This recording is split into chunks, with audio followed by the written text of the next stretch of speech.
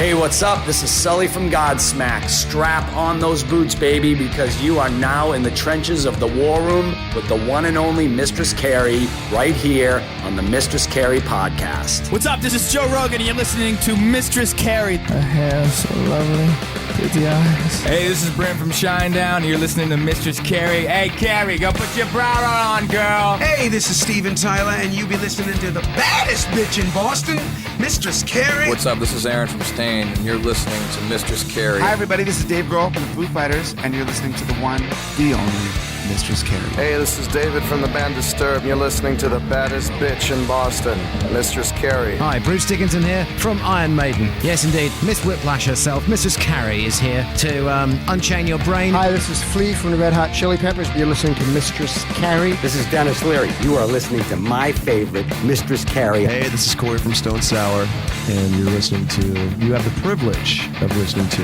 Mistress Carrie. Oh, God. Oh, yeah. Hey, it's Mistress Carrie, reporting for duty from MCHQ for episode 230 of the Mistress Carrie podcast. And before we get to this week's guest, SenDog from Cypress Hill and Powerflo, I want to remind you about the Mistress Carrie Grunge Brunch that's headed to City Winery Boston on Saturday, November 16th, starting at 11 a.m. Rotten Apple, North America's premier tribute to Alice in Chains, will be bringing the iconic MTV Unplugged set to life. Cocktails, charcuterie, and live music from Rotten Apple. The Mistress Carrie Grunge Brunch, Saturday, November 16th at City Winery Boston. Check the concert calendar at mistresscarrie.com for more details and the link to get tickets. Senen Reyes, otherwise known as SenDog, has been the vocalist in Cypress Hill since 1991.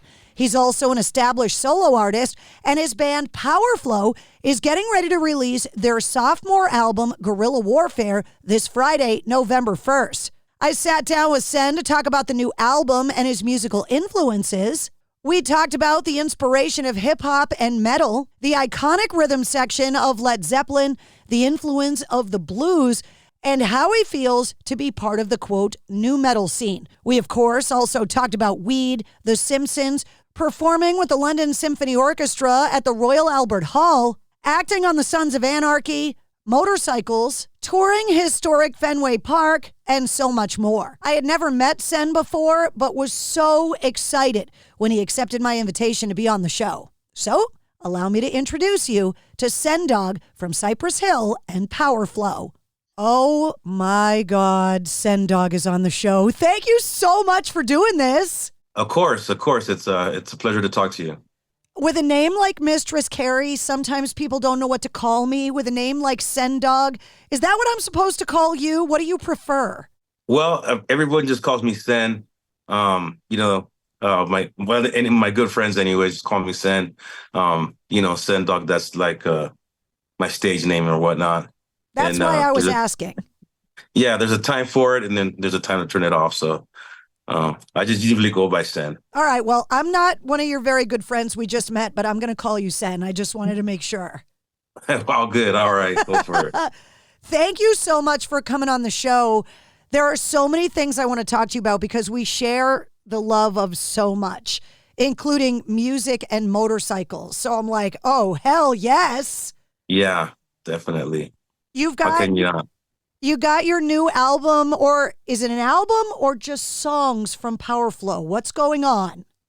No, it's an album. It's called Guerrilla Warfare. And, we've been at it for a while now. And, despite some delays that happened, whatever, here we are with the record. I never like to do like an EP or anything like that, like just 5 songs. If I can, I'd just rather, do an album and have an album's worth of stuff with whatever project I'm doing. Music has changed so much. I mean, obviously back in the day, 45s were the way to release music, and then albums came to be. Music became portable with 8 tracks and then cassettes. We got the CD. Now we've kind of circled back where there are a lot of artists that I talk to that are kind of in that singles mentality all over again. But you're an album guy. Yeah, I'm an album guy, especially for when we do when I do, like say Powerflo. people want to hear more than one song, especially when you go out and play live. They want to hear a concert's worth of stuff. So to me, it's very important, at least to have 10 songs. And I understand that people are doing, a song here and a song there, and that's good and that's great and everything. I think for artists that are established and have a really, lengthy category of songs to choose from, and they've gotten to that level now where they could just, do a song here and a song there because they got stuff to back it up. So, but for us at Powerflo being, what I consider not a new band, but a band that's had some years in between releases, I think the more we give them, the better it is for us in the band and for the fans that are listening. With artists that kind of straddle multiple projects, because I have zero musical ability in my body, which is a joke that is long running on this show, how do you decide what ideas, what lyrics, what riffs go to Powerflo, what goes to Cypress Hill? How do you decide how to differentiate inspiration? Yeah, well, luckily those are two different production efforts. So whatever, when I do Powerflo, it's usually with my guitar player Billy Graziati and my bassist Christian DeWolbers that give me those tracks, and then with the Cypress Hill thing, we'll get some tracks sent in, and we'll sit together. I'll sit together with Be Real and choose whatever tracks sound interesting to us and go from there. So it's like it's an easy way to separate them. Your love of rock music, not just as an artist but also as a fan, is very apparent. Not just because of the giant Kiss poster behind you on the wall. There's a giant Kiss poster in my house. But also something you've talked about for decades. And Cypress Hill is one of those artists. As a white girl from the suburbs of Boston, when hip hop took over, there were certain artists that kind of introduced it to me. There was Run DMC, there was the Beastie Boys, there was House of Pain, and there was Cypress Hill. Okay, well, that's really good company that you got us in. I appreciate it. Two of my all-time favorites, and also, guys that I looked up to as a youngster, and the way that they took over the world was with their hip hop. It was just so infectious that it spread quickly throughout the world. And, you could ask any hip hop person if they know who, Run DMC or the Beasties are, it's a pretty much course. Yeah. So when we did our thing, I think that we were just trying to be like a good hip hop band. We had the capabilities of doing, Spanish rap and all that stuff. But I think on the first record, especially, we just concentrated on the style that we had came up with, and concentrated on trying to be the best, just hip hop band, and period. Because in those days, they were quick to to put you in a certain group, of what, kind of rap you are according to your race or whatnot. And, and it was quickly, you could quickly be put with a bunch of, Latino acts that were, that I like to listen to, but, they were doing like lowrider car shows and stuff like that. Whereas we wanted to, our music to reach the world, and reach the masses. And so we kept it in English at that point. But then later on, we came back and we did some Spanish things when we were already up and running at Cypress Hill, which was received really good. But I had no idea that that one day, our music would one day, be up there shoulder to shoulder with the Run DMCs and Public Enemies and Beastie Boys of the world. You know what I mean? And, those are the things that surprise you when it happens, that you get accepted like that. And I remember when we first started touring for the first album, was a lot of, EPMD shirts and Public Enemy shirts and whatnot. And then towards the end of that first touring cycle, I started seeing, some Nirvana shirt, Red Hot Chili Pepper shirts, Led Zeppelin. And I'm looking in the audience and I'm seeing all this happen. And I'm like, hey, what's going on here? I think we're about to cross over or something's about to cross over us. So that's how that happened, And rock is one of those formats that once we get our hooks into you, we want you forever. Once we love you forever. And rock loves not only Cypress Hill, but you and all of your projects.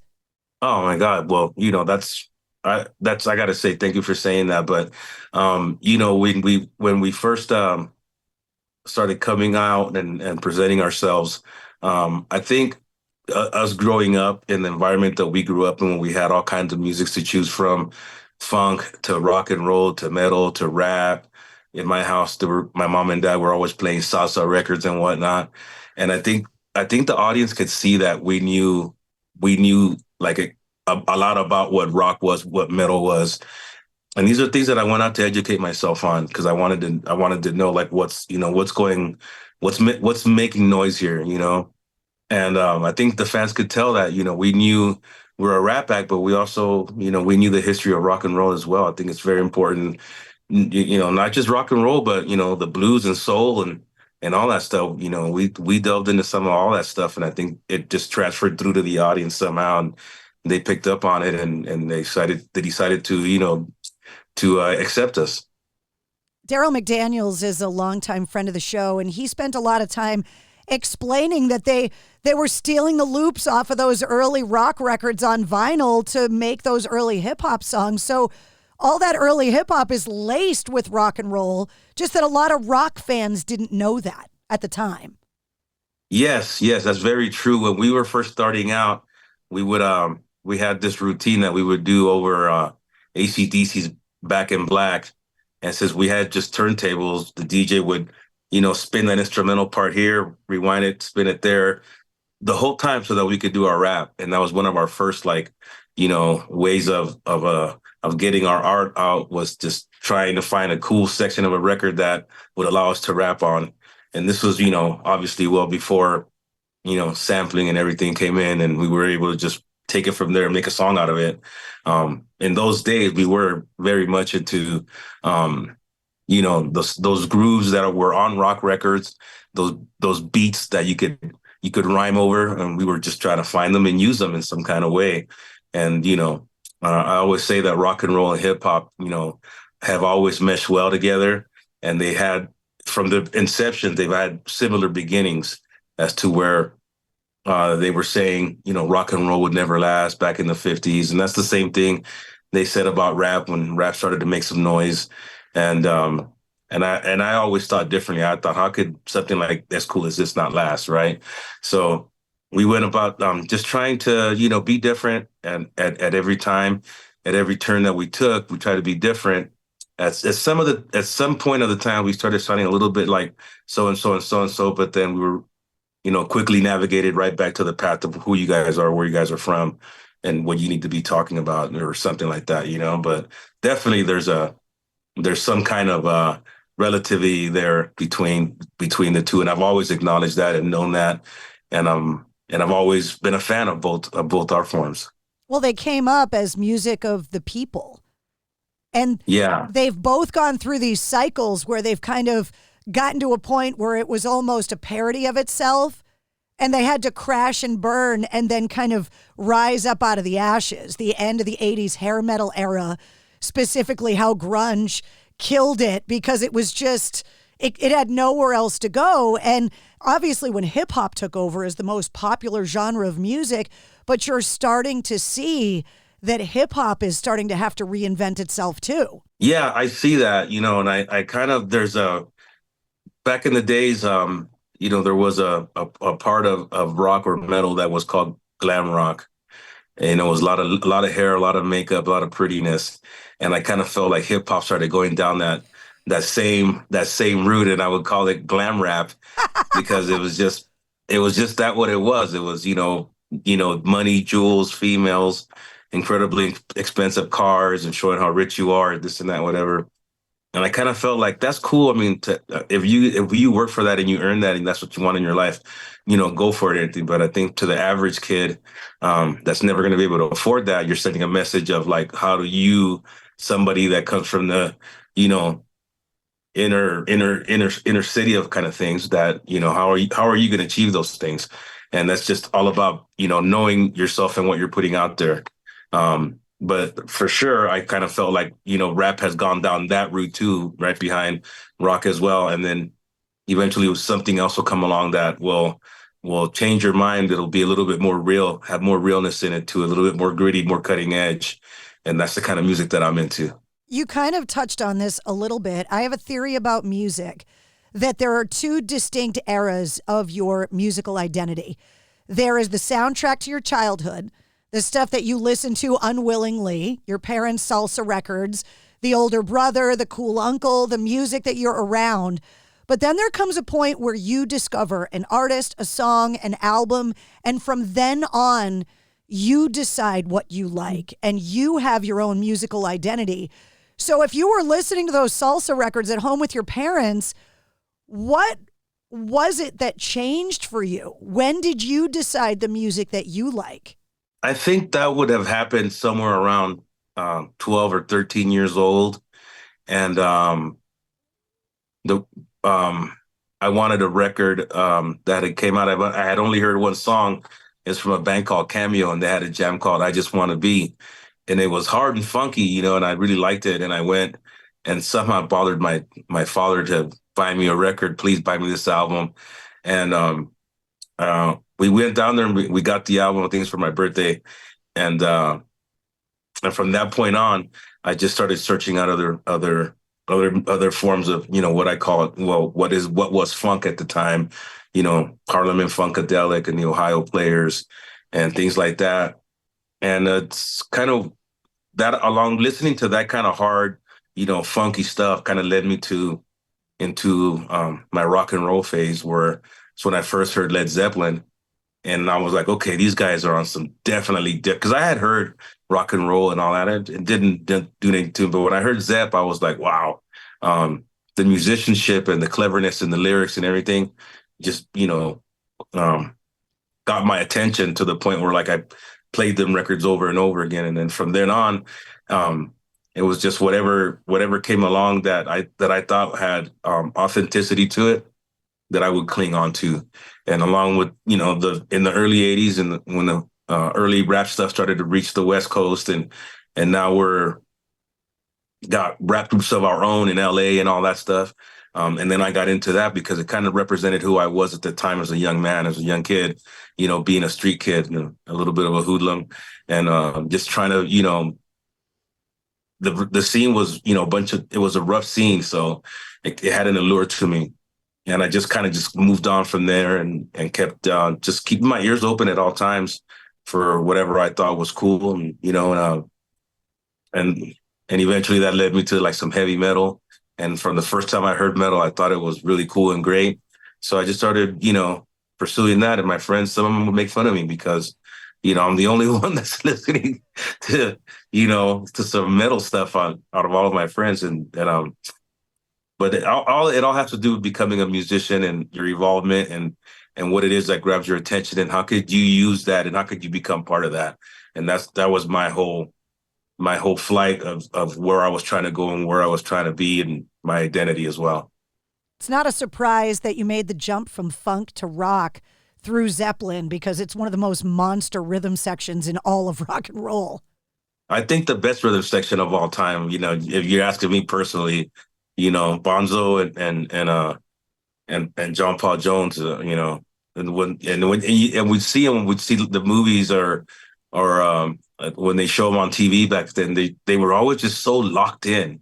You know what I mean? It was just like you couldn't break that with anything, and I just love that about them. And it was like the perfect combination of a rhythm section. And there's been great rhythm sections before, but you know, they had an incredible, you know, I would say probably the best rhythm section that I ever heard. I mean, arguably one of the greatest bands, the sum of its parts. When we're talking about the rhythm section of Zeppelin, and we're not even talking about Jimmy Page or Robert Plant, who's arguably one of the greatest frontmen ever, that's how you know how good the rhythm section is. Well, yeah, definitely. And then studying up on, you know, on those guys and seeing how they grew up and what they were into and everything like that. And it just hit me really hard one day because it all reverts back to the blues. They all played the blues before they were in a rock band. And I just found that to be fascinating. So that opened my world up there to, like, you know, the great, you know, blues artists from Robert Johnson on down, to listen to, and, you know, thinking you're cool as a young kid because you're listening to blues and you smoke a little doop or whatever. And, you know, And for me, it was a great time because I got to listen to a bunch of music that I thought I would never have interest in. I'm fascinated by the concept of musical ability because I have zero. Are you the first musician in your family, or did you get it in your genes? No, believe it or not, it's in the genes. My brother is also had a record. He had a career of rapping back in the days. He still does shows, as a matter of fact. His name's Mellow Mayonnaise. Our dad could teach himself any instrument at any time, whatever he wanted to learn, he'd just pick it up and learn it. And then our cousins, back in Cuba, our cousins and uncles who have had and do have careers, just don't always get to come to America, but they actually do tour the world as well. And one day I met one of my cousins. I was in Italy, and he gave me more of the history of our family. And he says there's a joke that he says that when the Black people were coming, west or whatever, that we came off the boat singing and dancing. And our ancestors came off the boat singing and dancing, and they were like, keep those guys here, that they could entertain us, leave them here. So, and it goes back quite extensive. And there was even a guy that would sing and play guitar at night in a cemetery. That's how he learned how to, where he would go and find his spot to go and learn his craft. And that was one of my great grandfathers back in the day. But it's definitely in the genes. And not just that, our mom, my mom was also a great singer too in her day.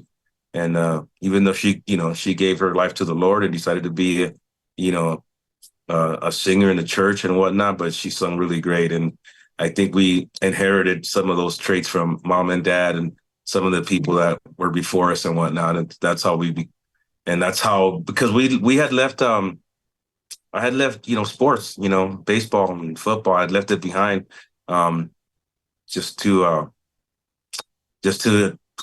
seek this rap thing out. And it was a thing where our father wasn't too happy about it, but then we started seeing success and what we were doing, then he was like, okay, all right, let me see what's going on. And it's still a decision that I don't regret making, switching from being an athlete to trying to be a rapper or whatnot. And I kind of feel like if we were like from a family that had a little bit more money than what we had, I probably would have picked up the guitar, but I knew that wasn't, like, I couldn't tell my parents, like, well, go get me this guitar or whatever. I had, so I just picked up a pen and a paper, started, writing raps. I've never been able to go to Cuba, but people that I know that have spent time there say that the whole culture is based on music, that music is everywhere. Yes, it is. It is, very much is. Back from, even from before Celia Cruz, the Cuban people have always had a love for music and a love for self-entertainment and dancing. It doesn't take too many Cubans to make a party. and yeah, definitely. My grandfather was a musician as well. He played an upright bass, and he's credited for one of the styles of music that is still played in Cuba, which is, something that, that we look back on as like, he did his thing. It was important to him to show off, to show that he could write songs and whatnot. And it's, still showing through in our people today. And like my cousin told me, he goes, I don't want to hear about what good of an athlete you were or anything like that, okay? Because you're doing what you're supposed to be doing,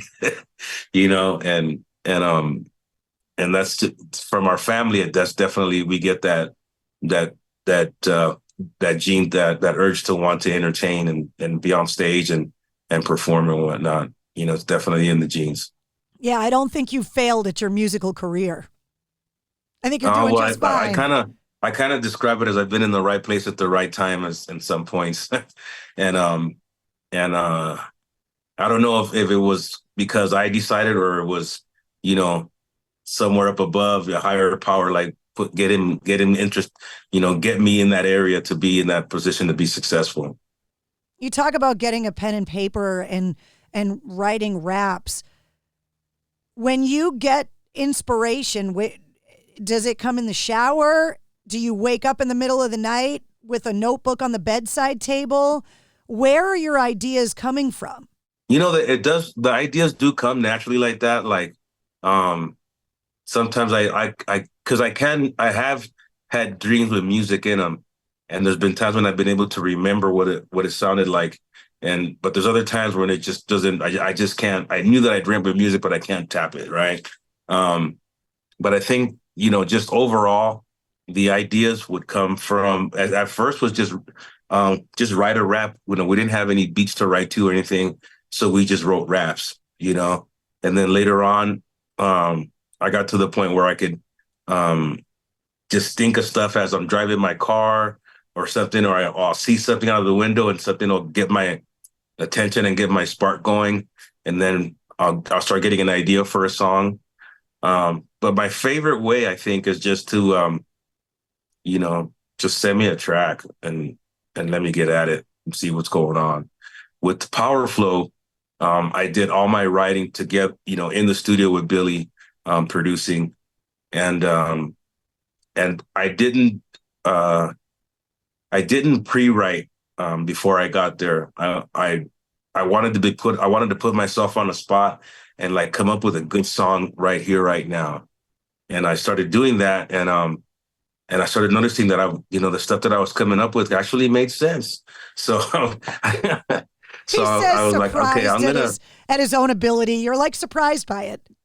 Yes, I was. So from that point on, I've gone with that mentality. Okay, like let me get there and see what he got, and then I'll write to it right there on the spot. And I heard a long time ago, Ice-T said something about being able to have the ability to get there and write on the spot to music you've never heard before, or something like that. And that's what real rappers are, or whatever. And I never thought that I would be able to get my concentration level to that point, but it's actually not that hard to do once you throw yourself into the music and let the music become part of you. You'll see that what you put down on a song was already in your mentality, was something that you were already thinking. And it's kind of weird to kind of explain, but it's a natural thing when A meets B, or one meets two, and they come together. It's a natural thing at that point. And it's once you learn how to do it, once I learned how to do it, it just became the way that I approach these songs with Powerflo. Speaking of a guy that straddles the world of hip hop and metal, Ice-T. Yeah. Finding love in both. Yeah, definitely. And I really, really, how can I tell you? I took notice. I definitely, I took notice because he was already one of my favorite rappers, from not just from the West Coast, but of all time, because Ice-T's very witty, and he's, and if he could talk a lot of shit if he wants to, whatever, you know what I mean? But I definitely saw when he started Body Count, I was like, okay, this is different, and he's presenting it, in a thrash metal way type of thing. And I just noticed, you know what I mean? Like he opened another door right there for anyone who was brave enough to do what he opened the door for. So I decided to, let's see what I could do here, and started my own what I wanted to be called. What I wanted to be was a punk rap band. It's punk and rap, and that was in the 90s.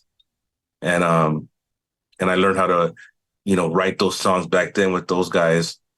And so what you have now in Powerflo is a guy that I paid my dues in that world, to learn how to write songs that I consider now are good songs. And I kind of owe all that to, we'll give all the credit to, Ice-T and Executioner and all those guys from Body Count, Ernie C, that led the way, for other hip hoppers that, you want to get down on some metal, let's, do it. So here I am doing it. Do you remember the first song you ever wrote?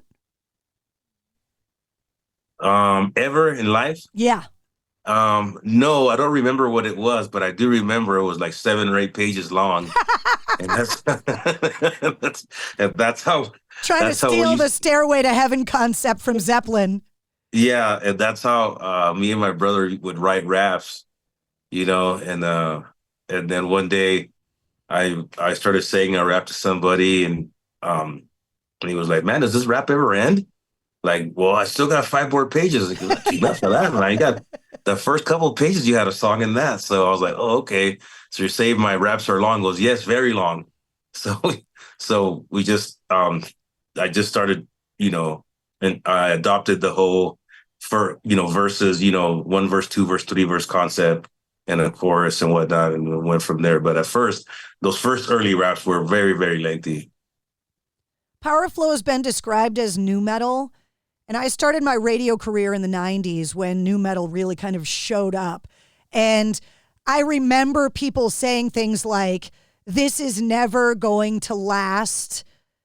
This music is never going to be around 30 years from now. And you've got bands like the Deftones and Korn and all of these bands celebrating these insane anniversaries. Do you get upset by the nu metal label? Well, I kind of do. I never really liked it, but I also understand that people have to categorize things just so they could separate and say these guys are here and these guys are there. You know what I mean? Nu metal. I would hope that a better name would have been found or used, but it does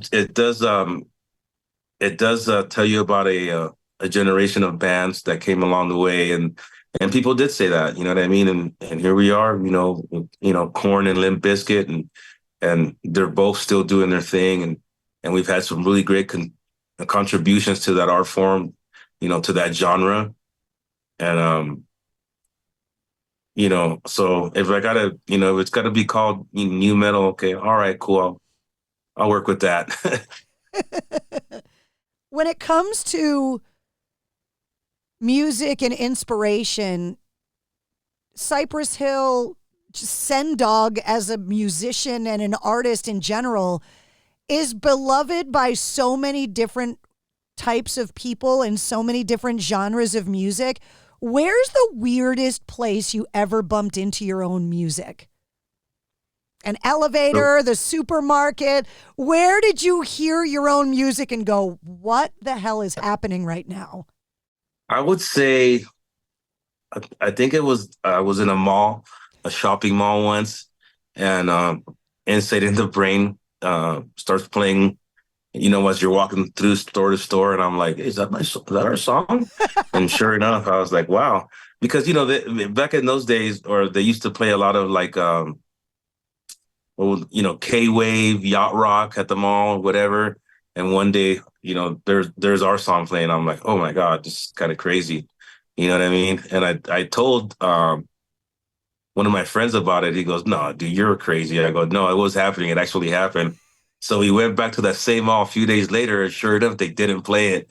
And I'm like, dude, I tell you, it happened here. So that was kind of weird. And I think I was coming out of like the J.C. Penney's when I heard it, So that was kind of a bug out.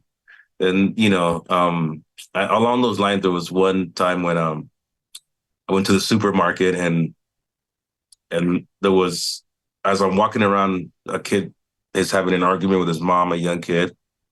So she finally comes up to me and she goes, excuse me, sir, can you, please tell my son here that you're not a character on The Simpsons? And I go, well, I wish I could, but he's actually right. And that kind of like was kind of like, oh wow, television is really powerful. It's a very powerful thing that reaches a lot of people. And I've always known that, but when that happened, I was really like, oh yeah, that was the right move for us to do that episode, because it really opened us up to a whole younger demographic of people that we already had.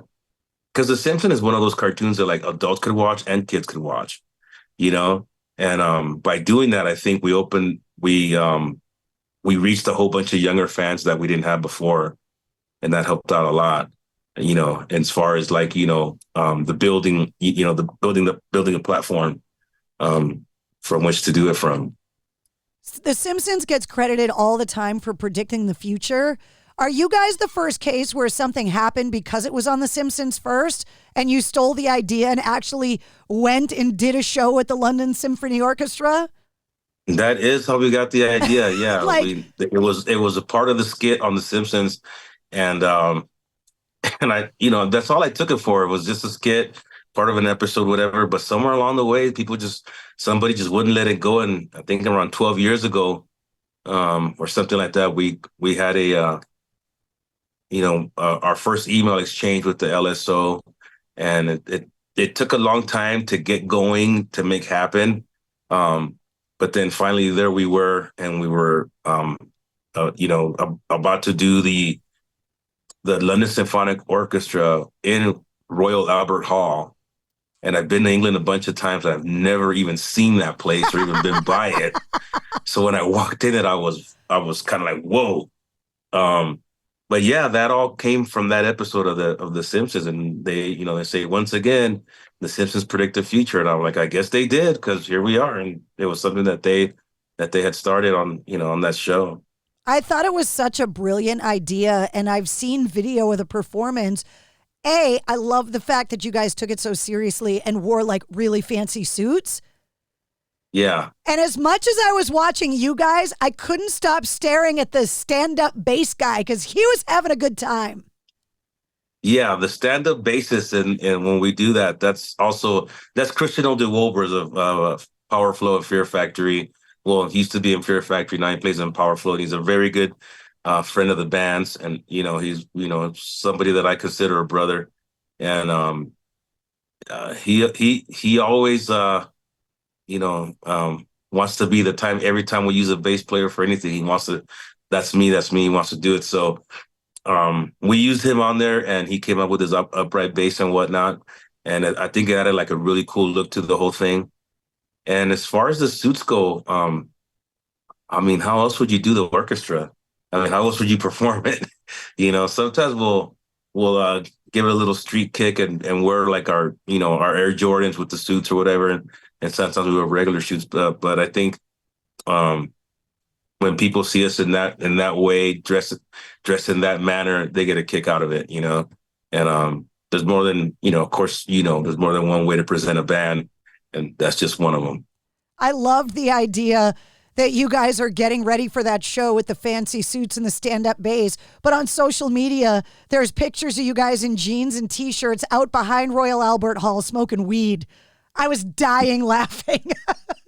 Yeah, that's the thing. They said that we couldn't smoke weed in Royal Albert Hall. So we were like, okay, well, what about that driveway there where the delivery trucks are coming?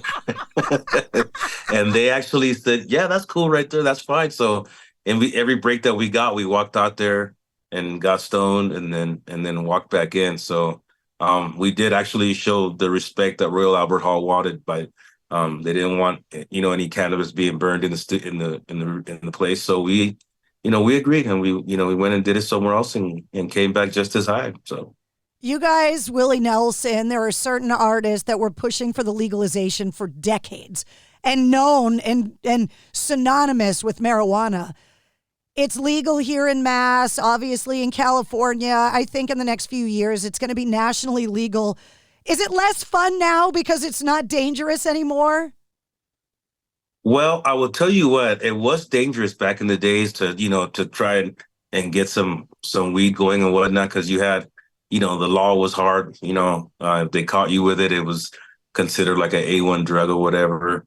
And I don't know if the fun has gone out of it because it's become legal. I think now the fun of it is that I could walk in anywhere and buy some weed if I want to, in those legal states. And the struggle still continues. There's still, a lot of places in America that it's illegal. A lot of places in the world that is still illegal. So just because we have this big weed presence on the West Coast and in other states, whatever, doesn't mean, the struggle is over. There's still a lot of minds to change and a lot of work to do to get to that level. And I was like, I was like around 12 or 13 years old when I first heard the legalization, phrase thrown around. And I was like, that'll never happen, and sure enough, little by little, the things started happening years later.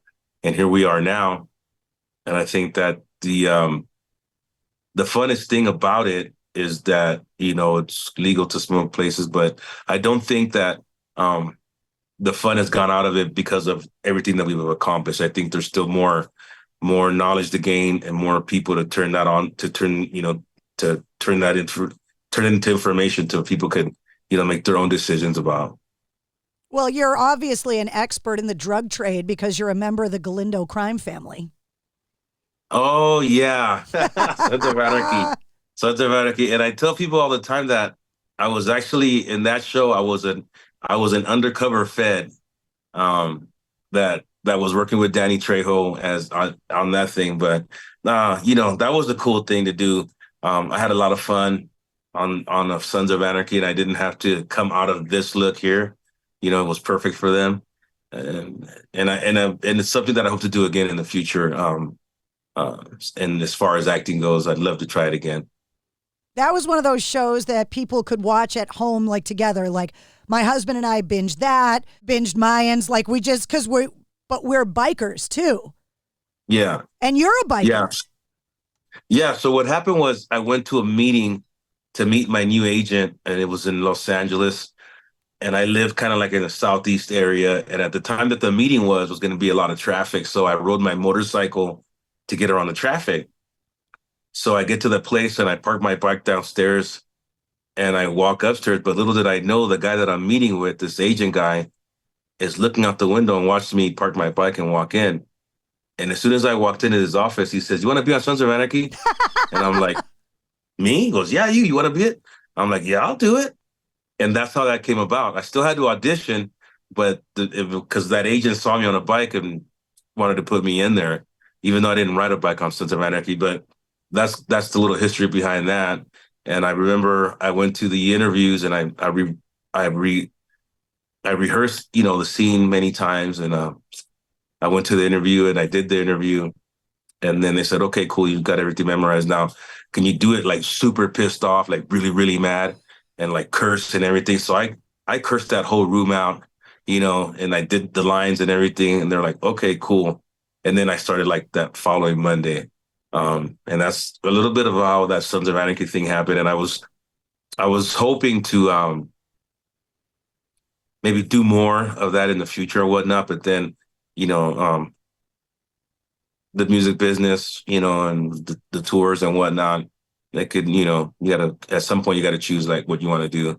And I, chose to, get into the music. I've seen other rappers that have gone for a while and done acting, and they've always seem to come back to the music. And even though they might be a successful actor or whatever, but they always come back and give you another record and whatnot. And it's I think music dominates my soul. And it's, what I decided to do as a young man. And now I'm still here doing it as an older man. But I think that's how dedicated I am to my craft, but regardless of that being said, if I ever get the right opportunity to be back on film and in front of the camera, I'll definitely do it. But what I liked about Sons of Anarchy was that I didn't have to do like a scene like kissing a woman or where I cried or anything like that. No, man, I was out there shooting dudes. So it was a lot of fun. I had, jumping fences and whatnot.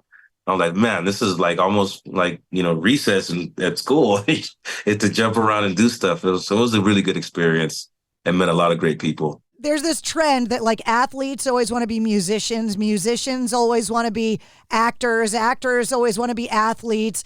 You've done all three. Yeah.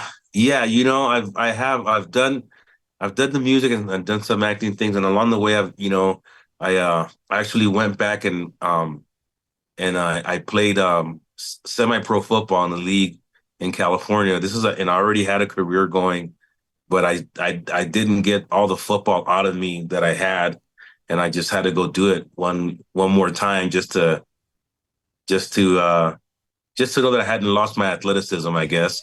And it was good and it was great, and I've been able to playing some celebrity, soccer games for Rock the Vote and whatnot, and it's always been fun. And there's just something about being able to do what you love for a living that it's just so poetic, because you're not, even though it's work and everything, when you're on that stage and you're on it for like an hour and a half, you know what I mean? We're getting paid for it, but to me, it doesn't feel like work. It feels like, for those 90 minutes, all problems gone. I'm not thinking about anything else. Everything's gone. It's just, what I'm doing right here, right now on the stage. And I think that's called, doing what you love. Well, Boston is kind of a big sports town. Yes, definitely. And we do have a symphony orchestra. Yes, I'm aware. Trust me, we are aware of that. Yeah. So is there talk that maybe you could come to town with Cypress Hill and our symphony? Are you guys going to take this thing on the road? Yeah, we are actually. We've been taking it on the road, and we have a few symphony days set up for next year. I'm not sure if Boston is on there, but we'd love to work with the Boston Orchestra at some point and go out there and show them how we do it. And it's always, when we first we talked about it and rehearsed it, I was like, okay. But then when we did it, I was like, okay, this is actually really cool. And people come out and and enjoy the show, and you get to listen to Cypress Hill in a different format than what you previously knew. And, there's a little bit of you kind of feel a little sophistication there, while it's going down, because it's such a powerful way to mix one of the oldest forms of music with one of the newest forms of music. And here we are again. Sorry about that. Here we are again, I don't want to say like breaking ground, but I definitely want to say like we're another way of giving you, the funky Cypress Hill shit now with a symphonic orchestra. And Boston has always accepted us and treated us very well. And for a long, long time, Boston was one of the cities, I think that whole state of Massachusetts, where most of the Cypress Hill records were being bought. Like that was like, they led the way. So it definitely, every time we go there, I feel like a special thing, to be in Boston and to be able to perform there, knowing the support that we receive from there. It's kind of cool. Very incredible, Well, if you've got all these plans with Cypress Hill, does that mean Powerflo can't tour, or are you going to be able to do both? No, I'll definitely do both. We're in talks now with certain people, certain bands, about possibly getting on the road with them next year at some point. And then we plan to set up shop ourselves in certain areas and certain places, and probably start in Los Angeles and Hollywood area, playing the nightclubs there or whatever, and just setting up shop and letting you know that we're open for business again and we're ready to do this. No, we definitely plan to get out there and play live. You have an affinity for my hometown. If I came to your hometown, where would you take me to eat? Because if you come to Boston, I've got spots. But if I came to your hometown, where's the best place to get local food? Where would you take me? I don't know about if it's the best place, but it's the funnest place. And that's the Rainbow Restaurant, the Rainbow Bar and Grill on Sunset. The history that's there. And I really do like the food there. It's like saying you go to Hooters for wings. Yeah, exactly. Yeah, that's probably one of the first places I would recommend or take you to experience that whole rainbow vibe, and how it, right next to the Roxy from the whiskey, and there's always a show going on and whatnot. So there's always people drifting in and out. And I remember one day, Dave Navarro shows up at the Rainbow, and he says, "Hey, I walked out of the whiskey and I could smell the weed from over there to here. So I just followed my nose. Sure enough, there you guys are." So I thought that was funny. But definitely it's always been a place for a good time and a great dinner and whatnot, and sit there and listen to some really cool music. That's where I take you to. I ask every songwriter on the show to give me an example of a song that you think is perfectly written from a craft perspective. Any genre, that doesn't matter, whatever the artist is, but is there a song that you think represents the craft of songwriting you look at and go, that's a perfectly written song? Wow. Well, I'm gonna say in the rock and roll sense, I'm gonna say Stairway to Heaven from Led Zeppelin, right? In a heavy metal form, I'm gonna say One by Metallica. In a hip hop form, and this is kind of dicey because there's so many songs and bands that I love, but I would say something off of Public Enemy's, first or second album, especially It Takes a Nation of Millions to Hold Us Back, like Don't Believe the Hype or something like that. I think when I hear those songs, I'm like, they just laid everything out the right way, especially when I hear like Chuck and Flav do their 1 and 2, their interchange. I'm like, ooh, wow. You know what I mean?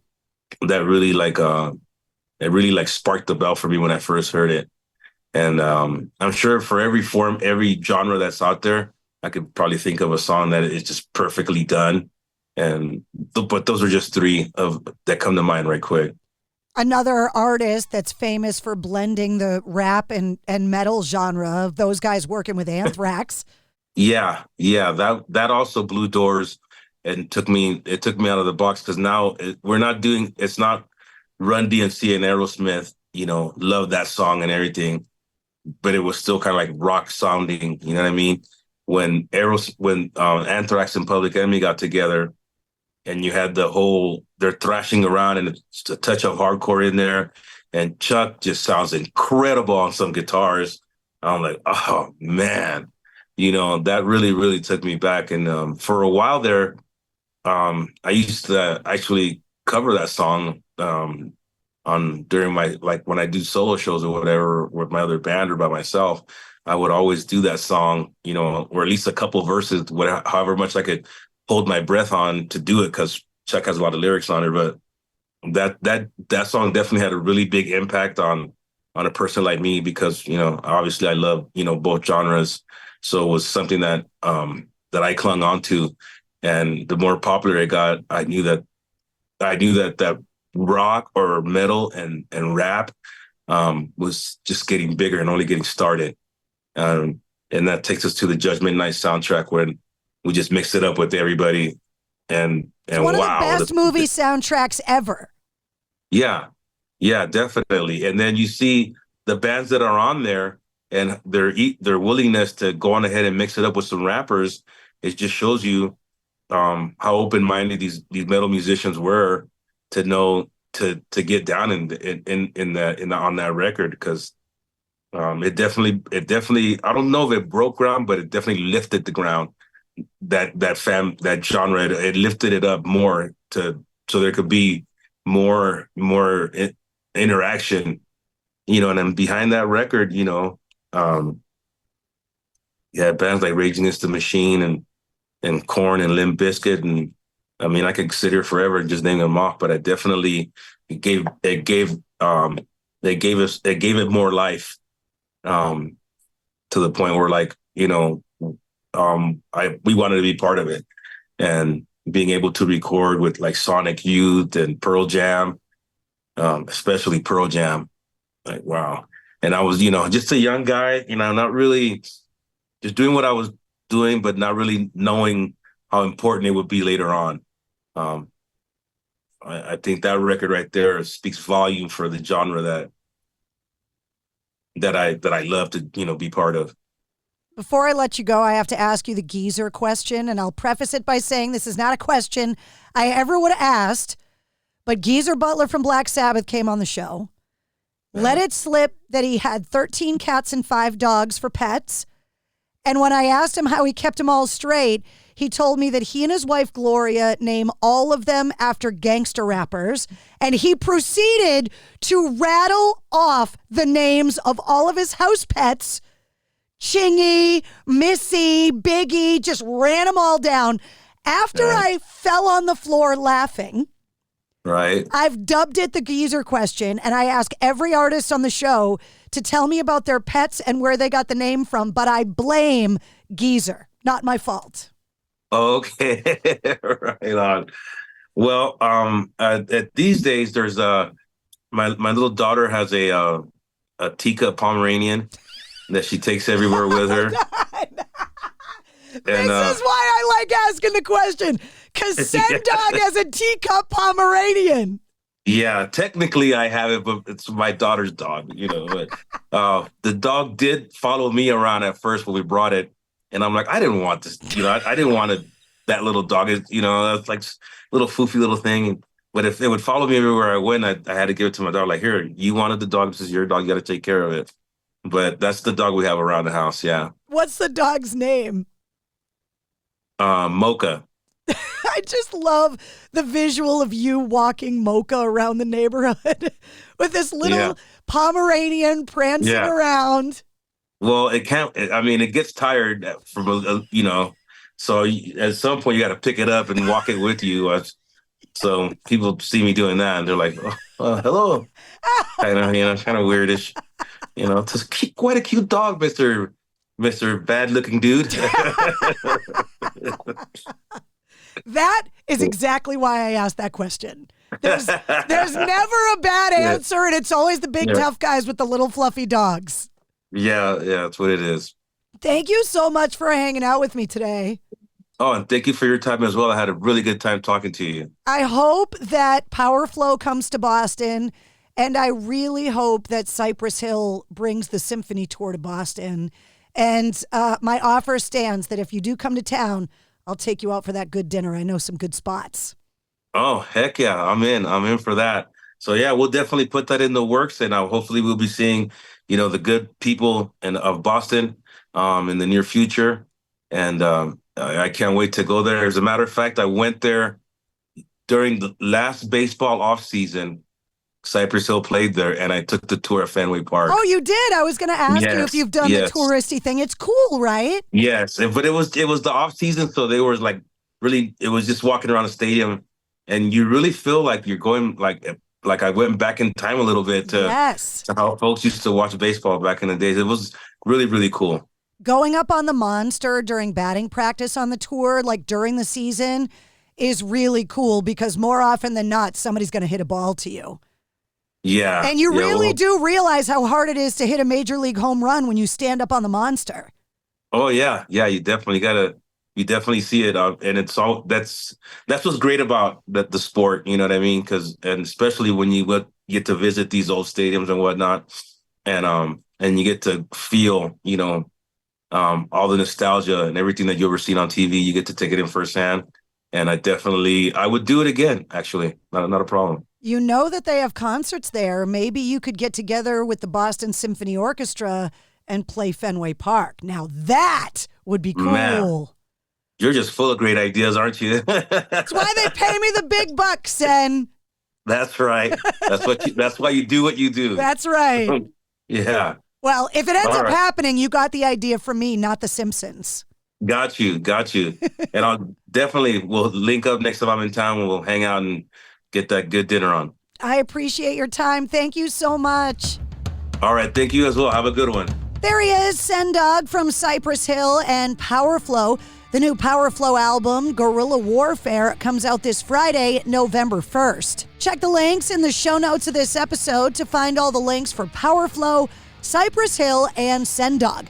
There's also a link for this episode's corresponding playlist. I make a playlist for every full-length episode of the Mistress Carrie podcast that features all of my guest music and all the songs and artists that we talked about in the interview. You'll, of course, also find all the Mistress Carrie links, too. If you liked what you heard, don't forget to like, follow, and share the Mistress Carrie podcast. New full-length episodes come out every Wednesday. Plus, every weekday, you get the sit rep. The Situation Report brings you all your rock news, music headlines, and entertainment updates in about 5 minutes. And you never know when we're going to release a bonus episode. Join me live every Tuesday night at 8:30 Eastern for my weekly streaming video show, Cocktails in the War Room. Streaming live on Facebook, Instagram, Twitch, and my official YouTube channel. And you can always find me on the radio. Get the details on all of that and more at MistressCarrie.com. The Mistress Carrie Podcast, a proud member of the Pantheon Podcast Network.